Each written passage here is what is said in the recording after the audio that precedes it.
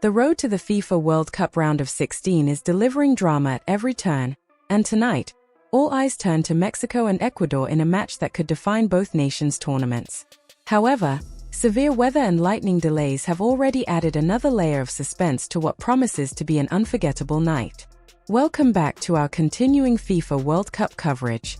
While we await further updates on the delayed kickoff between Mexico and Ecuador, today's action has already given us plenty to talk about.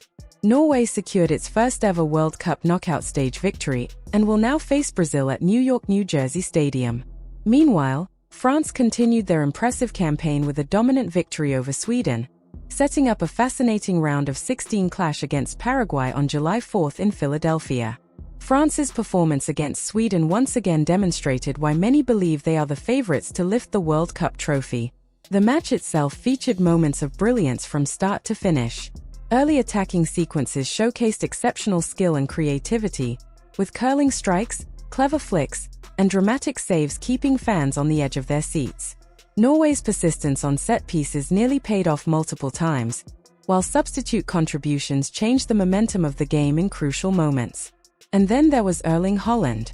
For much of the match, he remained relatively quiet, but as we've seen throughout his career, elite goalscorers only need one opportunity. In the 86th minute, Haaland delivered exactly what he does best, putting the ball into the back of the net when his team needed him most. It wasn't the cleanest strike of his career, but great strikers don't apologize for goals. However, the spotlight quickly shifted to France and their extraordinary attacking display. The opening goal perfectly illustrated what makes this French side so dangerous. The movement, the passing combinations, the timing, everything operated at a world-class level. Ousmane Dembélé initiated the sequence, Kylian Mbappé created space with brilliant footwork, and the final finish showcased the precision that separates elite players from everyone else. Bradley Barcola also delivered one of his finest performances of the tournament. Despite creating opportunities throughout the competition, finishing had occasionally escaped him. Not this time. When the chance arrived, he finished with confidence and celebrated accordingly. But perhaps the most impressive aspect of France's performance wasn't their attacking quality, it was their collective commitment. Michael Olise once again demonstrated why he has become so valuable to this French side. Not only did he provide creativity and assists, but his defensive work rate stood out just as much. Modern football demands complete players, and France's attacking stars continue to embrace that responsibility. Thierry Henry emphasized an important point after the match: what players do off the ball often matters just as much as what they do on it. This French team attacks together, defends together, and sacrifices together. That balance is what makes them so dangerous. Now comes Paraguay. France knows better than anyone how difficult Paraguay can be in World Cup competition. Thierry Henry himself experienced that challenge during France's famous victory over Paraguay in 1998.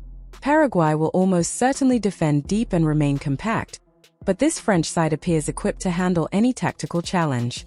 What separates France from many other talented teams is their chemistry. Their stars play for each other. There is ambition, certainly, but there is also trust, sacrifice, and collective responsibility. Players like Dembélé and Olise create opportunities without demanding individual glory, while Mbappe continues to combine personal excellence with team success. For many observers, France remains the clear favorite to win this World Cup. Argentina and Spain possess enough talent to challenge them, but few teams can match France's depth, quality, balance, and experience. Perhaps most importantly, this French team appears united. Previous generations occasionally struggled with internal tensions, but under Didier Deschamps, this squad has developed a strong collective identity. From a technical standpoint, a tactical perspective, and a cultural standpoint, France currently represents the complete package. As Sweden manager Graham Potter admitted afterward, his team simply encountered a superior opponent. Sweden's journey itself remains a success story, having fought through qualification and playoff rounds to reach this stage. But against this French team, even perfection might not have been enough. And that's ultimately what makes this French side so frightening. They don't just win games, they make great teams believe they never had a chance. If anyone still doubted whether France are the favorites to win this World Cup, Their latest performance may have ended that debate once and for all.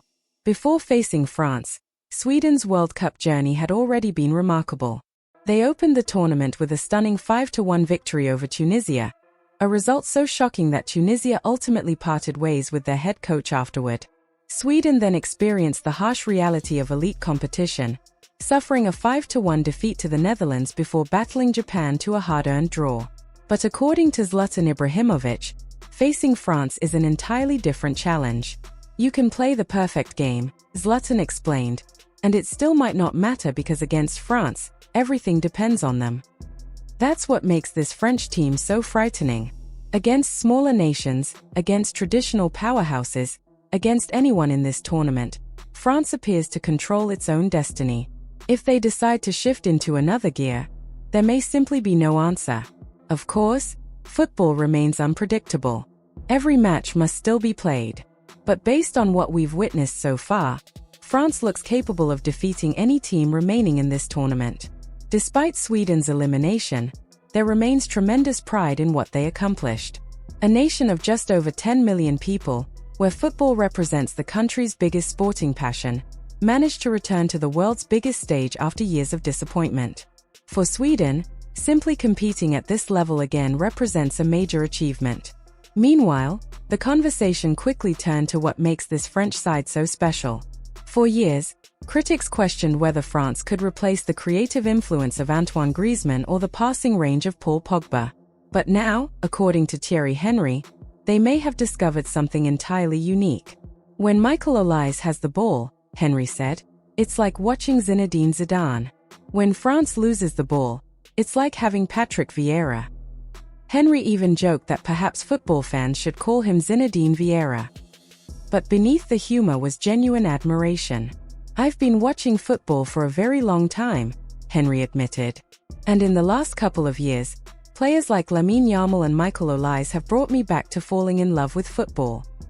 For Henry, what separates Olise isn't just his technical brilliance. It's the complete package. His creativity, his intelligence, his defensive work rate, and his understanding of the game both on and off the ball make him one of the most exciting players in world football today. And then there's Kylian Mbappé. His opening goal against Sweden perfectly demonstrated why defenders around the world fear him. Once Mbappé receives the ball inside the penalty area and turns to face his defender, stopping him becomes nearly impossible. His speed, decisiveness, aggression, and finishing ability combine to create a player operating at a level few have ever reached. When strikers are in form, everything happens instinctively.